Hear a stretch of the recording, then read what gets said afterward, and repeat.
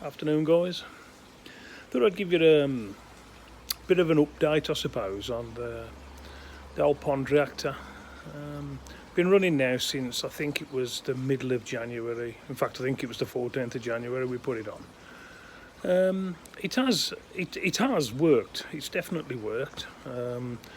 Parameters settled down after a couple of days, really, and then eventually the filter has built in it. Carbon's been absorbing well, and then we haven't had much need to do a lot with it. We turned the pads round as was recommended. Did that after probably 3 weeks, and then we've left it running.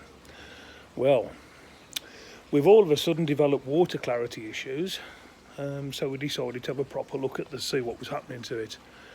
Well, after a real struggle, I'm not a weak person by any shape or form. Took the unit off, tried to open the unit, and with two very, very big strap wrenches like these, I couldn't move it. So I had to get somebody to come and help me hold it, which I think really is ridiculous. Honestly ridiculous, because it's not something the domestic person will have, a strap wrench, let alone two big strap wrenches.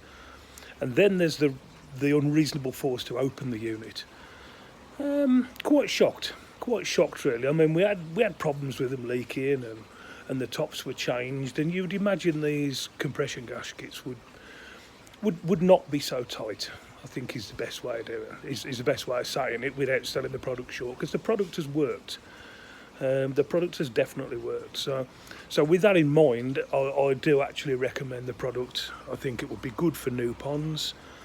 And as an ex-pond builder and seeing all the problems that have gone on in new pond builds, I think it's a good asset, and it's certainly it's got a good selling point. And I think that's where I'd like to leave that. I don't think it's an essential, because I think because of the way it does it, it slows the water spikes down. That is a good thing. That's definitely a good thing. But filters need to mature. The only way filters mature is by fish basically waste in the water. So really, it's taking away from the filter media. Really, it's absorbing everything that you need in the system to actually mature the system. Okay, albeit harmful levels, but what you have there is a series of foams which really are seeding as fast as the biocide that you want to achieve. So I think you're robbing one for the other, just so you get a good reading. But that said, you can feed your fish copious amounts of food. Fish thrive from it without going through that initial hit. But when you take it off, should that bio not be up to speed, then really you're only creating the same problems again. My opinion, obviously. I mean, a lot of people are trialling and testing this, but this is just my opinion after keeping koi for, too many years, 40 years.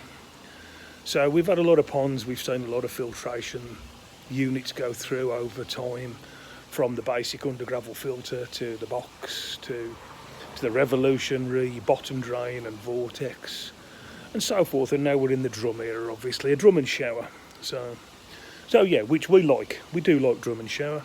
Not probably practical for some people, and also out of people's budgets.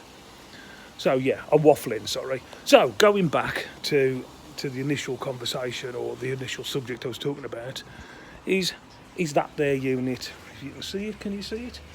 Yeah, that there unit there. I'm doing this because the camera won't rotate. So we eventually got it open, and I'm just going to take the end off now because I have managed to get it open.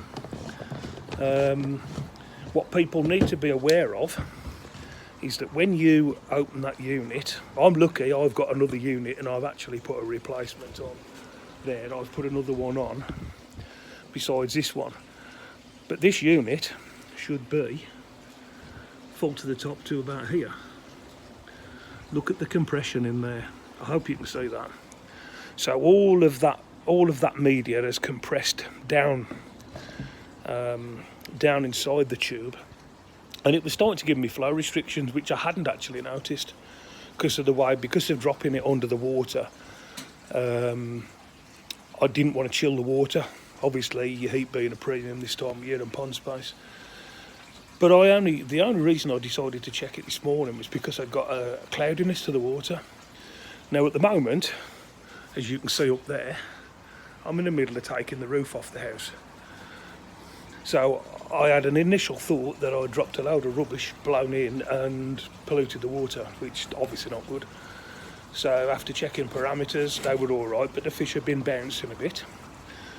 So we settled some out in a jam jar, very, very quickly settled it out, and then we realised that the whole unit was bypassing because it was choked up.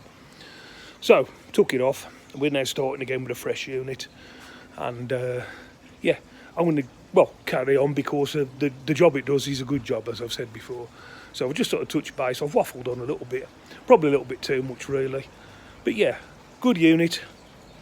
Still needs refining. Definitely needs refining. Anyway, I would have carried on doing this because I've got to get the heating back on. I need to do a bit of a water change, which is something I hate doing on a weekend as well. Yeah, we're going now. Thanks very much for listening. Sorry to bore you. Ta-da!